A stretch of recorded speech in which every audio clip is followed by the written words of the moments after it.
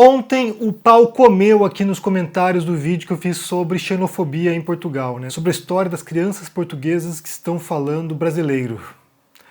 E, sinceramente, o negócio é do controle aqui. Eu já imaginava que poderia haver uma reação nesse sentido, porque tem certos tópicos, certos assuntos que geralmente degringolam, mas o negócio é de proporção ontem e realmente eu acho que vale voltar aqui e abordar alguns pontos que eu acho que deixei muito claro ontem, mas eu quero explicar melhor hoje para que fique bem explícita a minha posição sobre esse assunto. Mas antes disso, já curta esse vídeo, deixa um bom dia aqui no comentário e também se inscreva no canal para a gente poder chegar a 700 mil inscritos até o fim desse ano. Então, o que aconteceu? Qual foi o rolo, né? Qual foi a treta ontem? Eu comentei a história, né, a reportagem publicada no jornal Diário de Notícias, jornal português, falando que crianças portuguesas estavam, graças à influência da internet, do YouTube, das redes sociais, principalmente dos youtubers, estavam falando português brasileiro e não português lusitano, e que os pais estavam preocupados com isso. Eu dei a entender aqui, eu elaborei que pode ser, em grande parte, um comportamento xenófobo que é demonstrado, inclusive, no dia a dia em Portugal.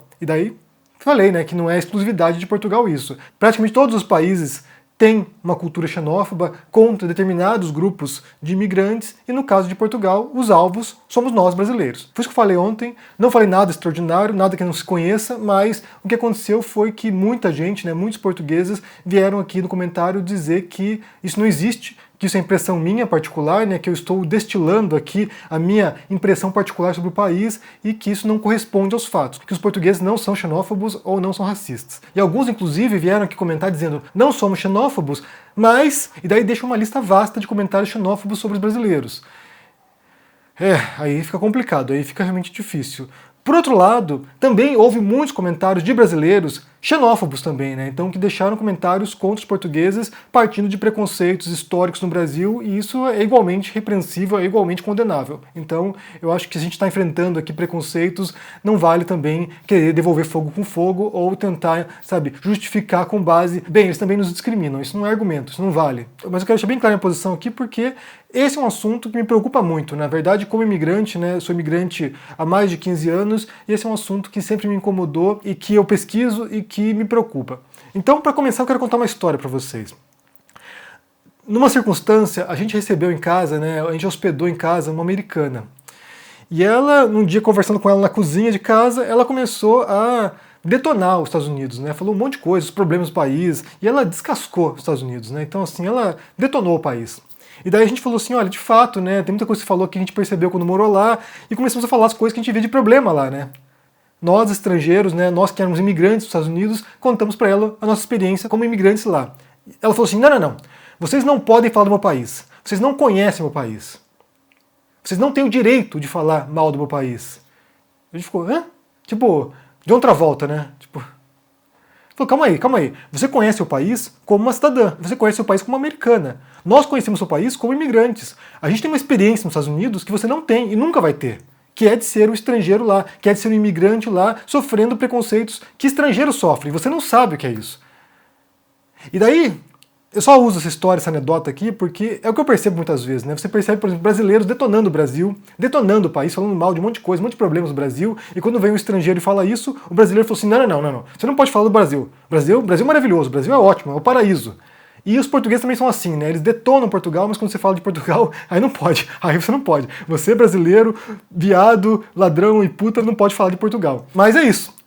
Mas de qualquer maneira, eu quero jogar aqui alguns dados, para que não fique subjetivo o negócio, né? Eu dizendo o que eu acho, e parte de uma pesquisa feita em 2020, ela se chama Experiências de Discriminação na Imigração em Portugal. Ela foi elaborada pela Casa do Brasil de Lisboa, e fizeram uma pesquisa com moradores, né, com brasileiros residentes em Portugal, se eles sentiam que eram discriminados, sofriam preconceito em Portugal. E nessa pesquisa, 85,6% dos entrevistados, dos perguntados, disseram que já passaram por experiências discriminatórias por ou racismo ou xenofobia em Portugal. Então, se a gente for pensar aqui, né, arredondando um pouquinho, de cada 10 pessoas entrevistadas para essa pesquisa, 9 disseram que sofreram preconceito. Isso não é pouco, isso não é negligível, isso não é, sabe, experiência subjetiva. São pessoas que vivem aí em Portugal e que se sentem discriminadas por serem brasileiros. E daí aqui, entre os preconceitos mais recorrentes, né, os tipos de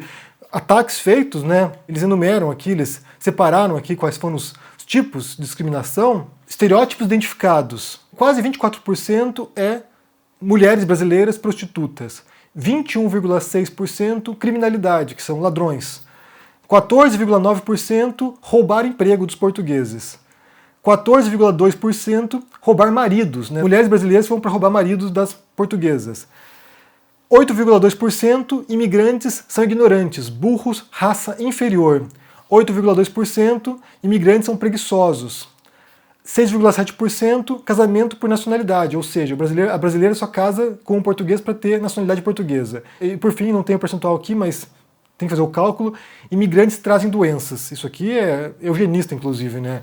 Mas vocês percebem que não é algo da minha cabeça, ou da cabeça de algumas pessoas. Se vocês lerem os comentários ontem aqui de brasileiros que já moraram em Portugal ou que moram em Portugal, você vai perceber que tem centenas, muitas centenas de comentários aqui de brasileiros relatando experiências de discriminação ou de sensação de serem reduzidos porque são brasileiros. Dificuldades para certas coisas, ou seja, isso não é imaginário. O português que veio aqui comentou, eu não sou xenófobo, eu acredito. É óbvio que tem pessoas que já ultrapassaram essa fase do preconceito. É óbvio. É óbvio que tem milhares, centenas de milhares de portugueses que não pensam essas coisas. É evidente isso. E são essas pessoas que vão fazer transformação. São essas pessoas que vão poder mudar a mentalidade portuguesa em relação a imigrantes, em relação a negros, em relação a outras minorias. Eu não quero me propor como alguém que vai mudar a mentalidade coletiva de Portugal em relação a imigrantes.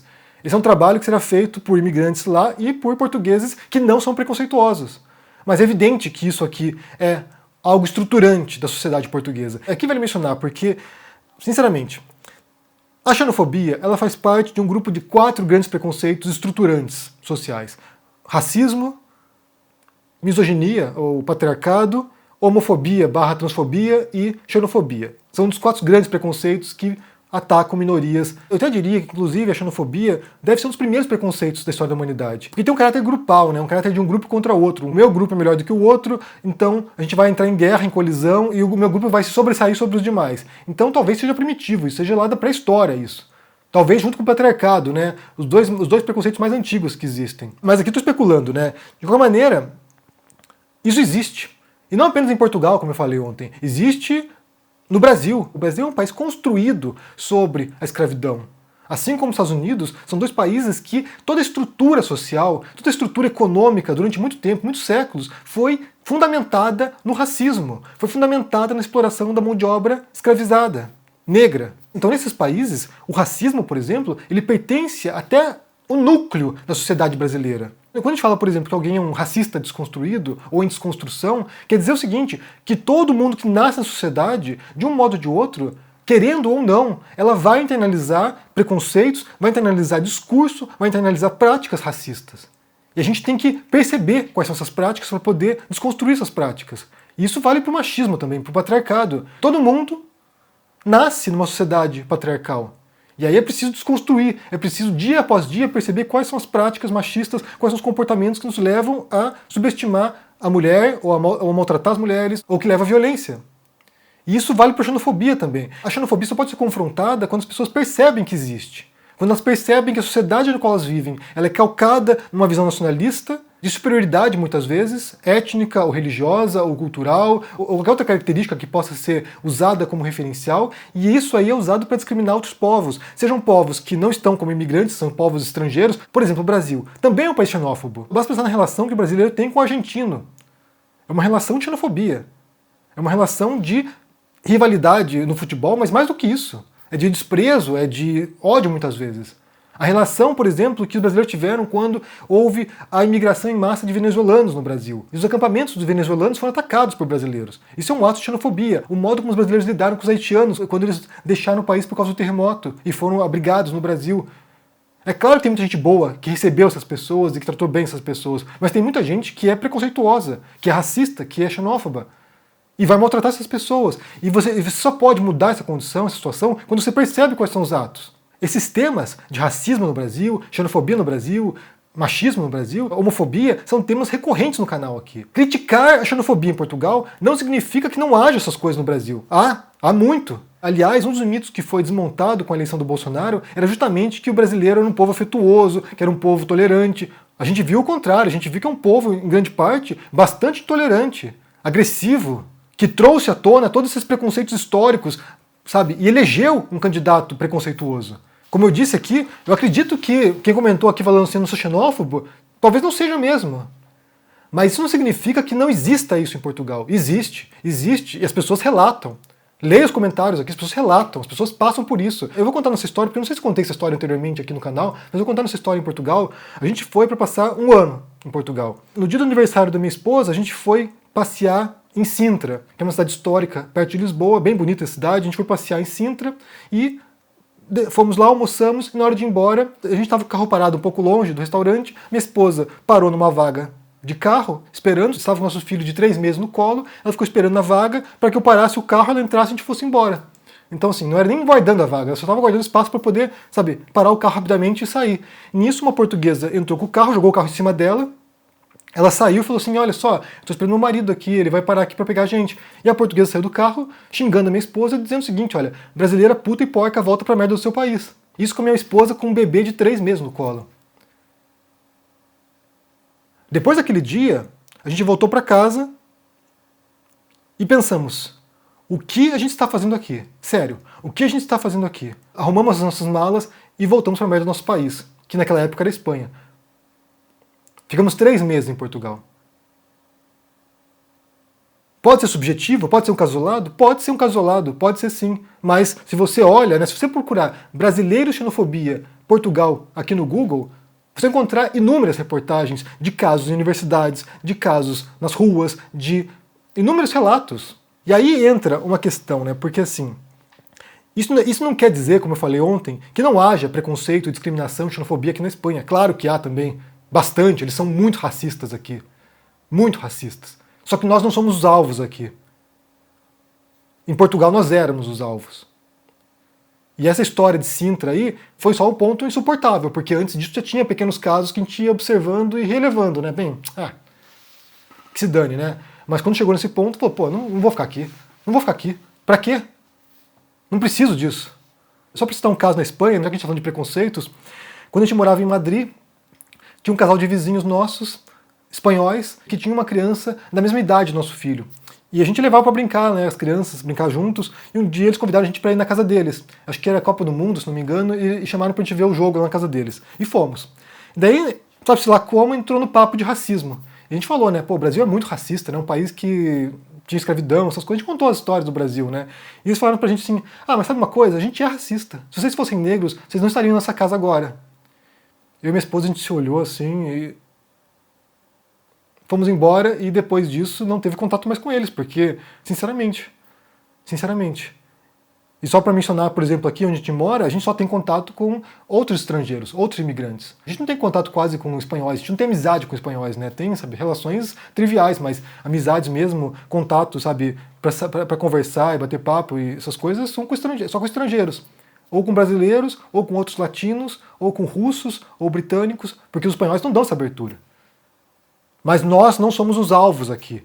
Eu não sou discriminado aqui na Espanha por ser brasileiro. Só mais um último detalhe, porque como eu falei, a gente fica com a anteninha ligada com relação a esses assuntos, né? É um assunto que nos chama a atenção. Isso não quer dizer que a gente sai procurando, sabe, atos de xenofobia nas ruas, mas a gente não consegue ignorar também, a gente vê alguma coisa, né? A gente percebe, por exemplo, quando, sabe, tem um grupo de marroquinos e a polícia reduz a velocidade para ficar observando os caras. A gente percebe essas coisas, a gente percebe, não é, sabe, a gente não consegue ignorar essas coisas. Mas eu sinto que pra mim, essa anteninha aí, ela só foi, sabe, ligada depois que eu fui embora do Brasil. Porque tinha coisas no Brasil que não é que eu não entendia ou que eu não, sabe, não desse bola, eu nem sequer via quando eu morava no Brasil.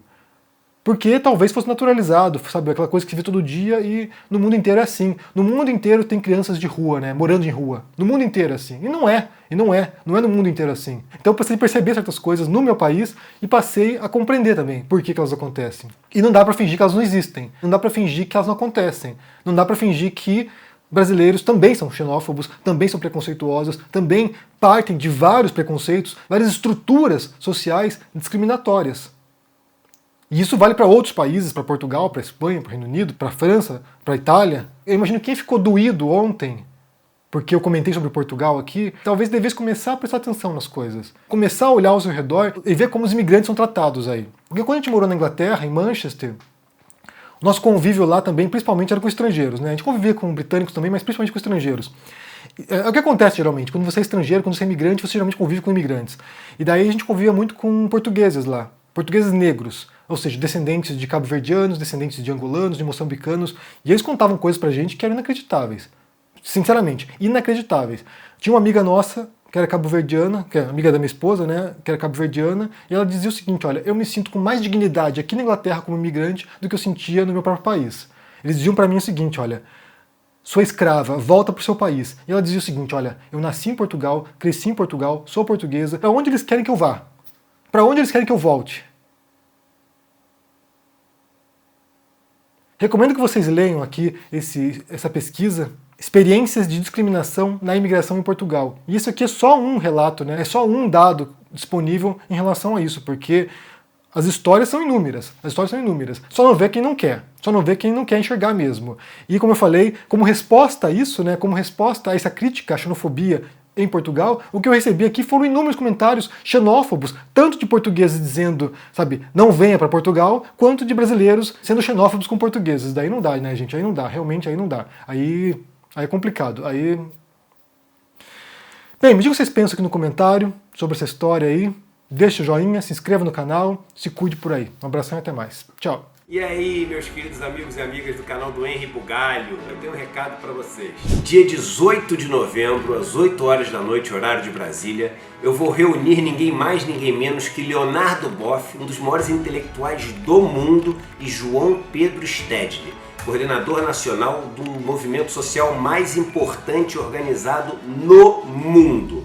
Os dois vão estar juntos para a gente debater as histórias que estão dentro do meu novo livro, Travessia, que vai ser lançado essa noite.